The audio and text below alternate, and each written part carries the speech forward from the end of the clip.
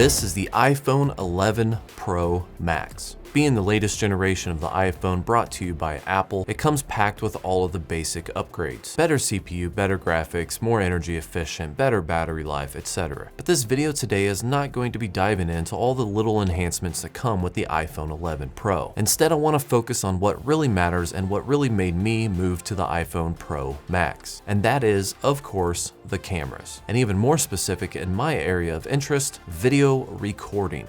Now, as you know, the iPhone 11 Pro and Pro Max have three main cameras in the back, each of which having their own minor lens bump on top of the already existing glass bump. Although it is kind of cool that it's all machined out of one piece of glass. Now, the three different cameras here, all 12 megapixels, give you three main options for zoom. The telephoto lens, which is pretty much a 2x optical zoom, has an f-stop of 2.0 with a 52mm lens. The main camera with an f-stop of 1.8 has a 26mm lens, and then there's a new ultra-wide camera. It has an f-stop of 2.4, a 13mm lens, and it gives you a 120-degree field of view. And yes, there is a 12 megapixel selfie camera on the front with an f-stop of 2.2, but I'm not going to be focusing on that today. Back to the main cameras that give you all the flavors of recording video. 4K at 24, 30, or 60 frames per second, 1080p slow motion at 120 or 240 frames per second, and it supports extended dynamic range. But one of the main selling points and a reason why I wanted to upgrade is the dual optical image stabilization. If you combine that with the new enhanced dynamic range, you can see why I wanted to upgrade from the iPhone 10. So I wanted to approach this video from a videographer's standpoint. You see, I do wedding videos on the side for extra money, and there are a lot of times where I run two cameras.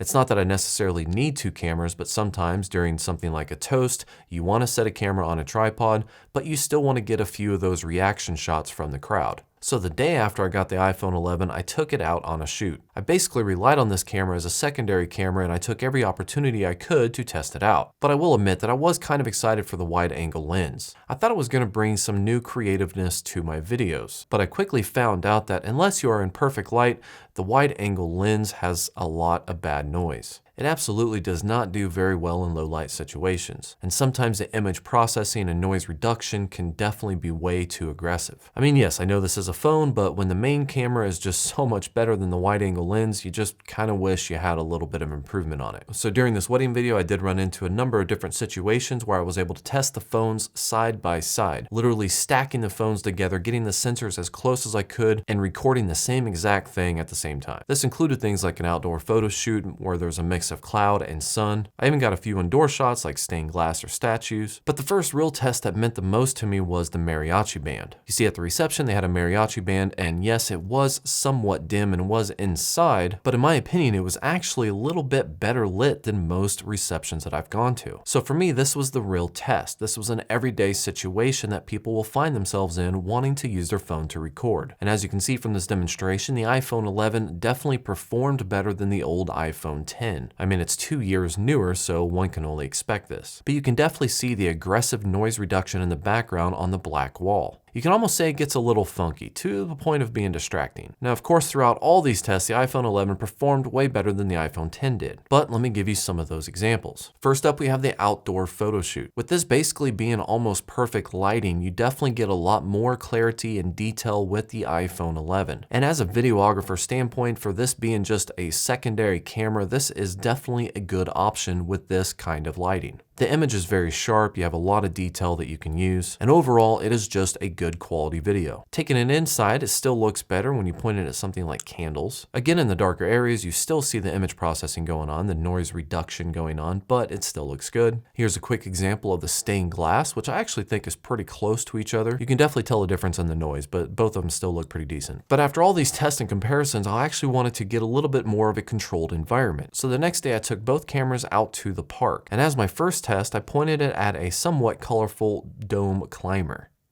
or monkey bar dome climber thing, whatever you call it. And this is where I could definitely tell a difference in the cameras. With the iPhone 11 HDR, you can definitely tell where the highlights are not blown out completely. You still get details in the shadow. Even when you have glare on the bars from the sun, you can still see details, and everything just looks great. Whereas compared to the iPhone 10, even though the image does still look good, it definitely makes you appreciate how good the HDR is on the iPhone 11 Pro. But something you probably noticed with this side-by-side comparison is the image stabilization stabilization, which gets me all tingly inside when I think from a videographer's standpoint, because even though there are tools out there to help stabilize your footage, you just don't carry it on you all the time. No, it's not as good as something like a DSLR, but it's always in your pocket. So a lot of times it just comes down to being the best camera that you have available. But the image stabilization is on point. I mean, it is night and day between the 10 and the 11. Just walking around this dome climber thing, the iPhone 11 stands out as the champion when it comes to stabilizing the video. You add that to the HDR and holy bananas, this is a camera that I definitely want to have in my pocket. And to give another quick example, let's look at a baseball dugout. Here you can see both cameras actually handle the shadows really well. But of course, the iPhone 11 gives you more detail in the shadowed areas. And in the sunny areas, again, they are not blown out and you can actually see detail in the gravel. Whereas in the iPhone 10, the whites are just blown out and it's very harsh. So throughout the entire day of shooting this wedding video, the iPhone 11 proved itself to be a worthy companion. With the main camera and the telephoto lens both having built-in optical image stabilization, it definitely gives me a lot of confidence that when I point my phone at something, if I need to, the image is going to come out looking clean, which is hard to say when you don't have optical stabilization. And the high dynamic range is just a cherry on top for me. I guess it's always been easier for me to accept blown out whites than it was unstable footage. I'm not saying that either one of those are better or worse than the other, but for me a shaky camera is definitely much more of a buzzkill than some blown out highlights. This is, though, to be expected, not a main camera replacement. It's definitely only to be used as a secondary camera for me, and primarily only in decent lighted situations. But now the camera is up to a quality level where I can use it as a secondary camera, and the quality is at least good enough to be able to sprinkle in clips into my wedding videos without being noticed. I do wish the wide angle lens would be able to handle low light a lot better, and I also wish the wide angle lens had optical stabilization, but it does not. So the wide lens does kind of open up creativity just a little bit in some situations, but overall it's definitely one of those things that I will have to be careful how I use it. I have to remember that the scene not only needs to be lit well, but I need to be able to stabilize the footage myself to a certain degree, because if I can't accomplish both of those, the footage could come out looking kind of bad. But overall, the iPhone 11 Pro Max cameras are definitely some of the best that I've seen yet. I mean, since I had the iPhone 10 before, it's the best camera I've ever had in a phone. But since these improvements, I think that in some situations I might be able to rely on this for a secondary camera in my wedding shots, which makes everything just a little bit easier for me. So tell me what you guys thought of the footage down in the comments below. If you have any questions, comments, or concerns, of course, post them in the comments as well. Thank you for watching, like and subscribe, and have yourself a great day.